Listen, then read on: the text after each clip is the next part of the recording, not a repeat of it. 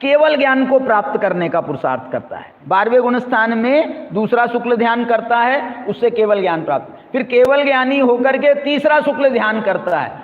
काय का पुरुषार्थ करता है? योग निरोध का। योग निरोध का नहीं, योग अभाव का। योग निरोध तो स्वयं पुरुषार्थ स्वरूप है, स्वयं वो पुरुषार्थ कर रहा है योग निरोध करके, लेकिन उससे किसके लिए? योग का अभाव करने के लिए।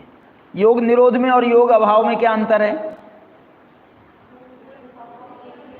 जब तक पूरा अभाव नहीं हुआ है, अभी प्रक्रिया है, उसका नाम, प्रक्रिया का नाम निरोध है, और अभाव करने का नाम नाश है। तो ये निरोध शब्द जो है ये प्रक्रिया का सूचक है। ये योग निरोध कब होता है?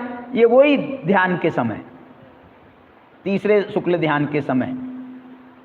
पूरा 13वां गुणस्थान ध्यान का नहीं है, पूरा 13वां गुणस्थान ध्यान का नहीं है। सिमंदर भगवान ध्यान कर रहे क्या नहीं कर रहे?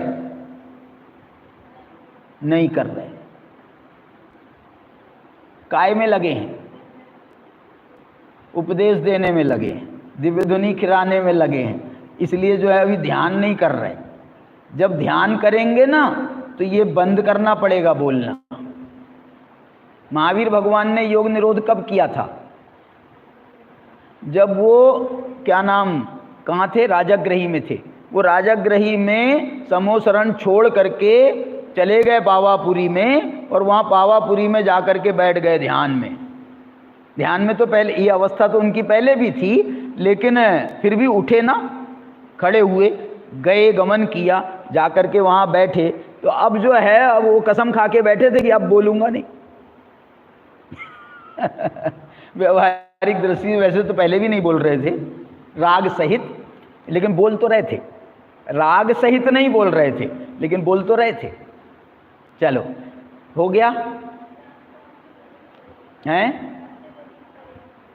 ध्यान कौन से गुण की पर्याय है, तुम बताओ?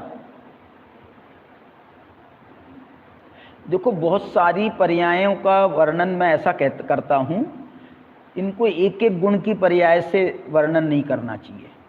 ये एक एक गुण की पर्याय नहीं होती, ये सामूहिक अनेक गुणों की पर्याय होती हैं। इसलिए इनको मैं द्रव्य पर्याय कहता हूं। क्या बोला? द्रव्य पर्याय के लिए बहुत सारी चीजें के नाम द्रव्य पर्याय। जब हम ये कहते हैं अनंत गुणांश ते समकित, तो ये जो पर्याय है कौन से गुण की है?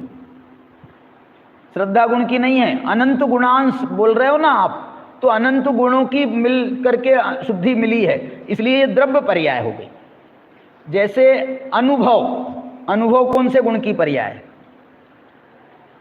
तो सामान्य से हम कहते हैं ज्ञान गुण की पर्याय है, लेकिन उन्होंने दीपचंद जी ने ऐसा लिखा, गुण अनंत के रस सबे अनुभव रस के माही, याते अनुभव सारिखो और दूसरो नाही।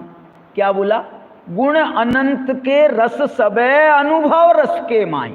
इसलिए अनुभव जो है ये एक गुण की, एक गुण से अनुभव होता है।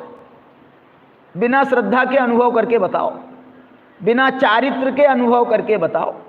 अकेले ज्ञान अनुभव कर ले तो बोल करके बताओ, अकेला ज्ञान से अनुभव नहीं होता है।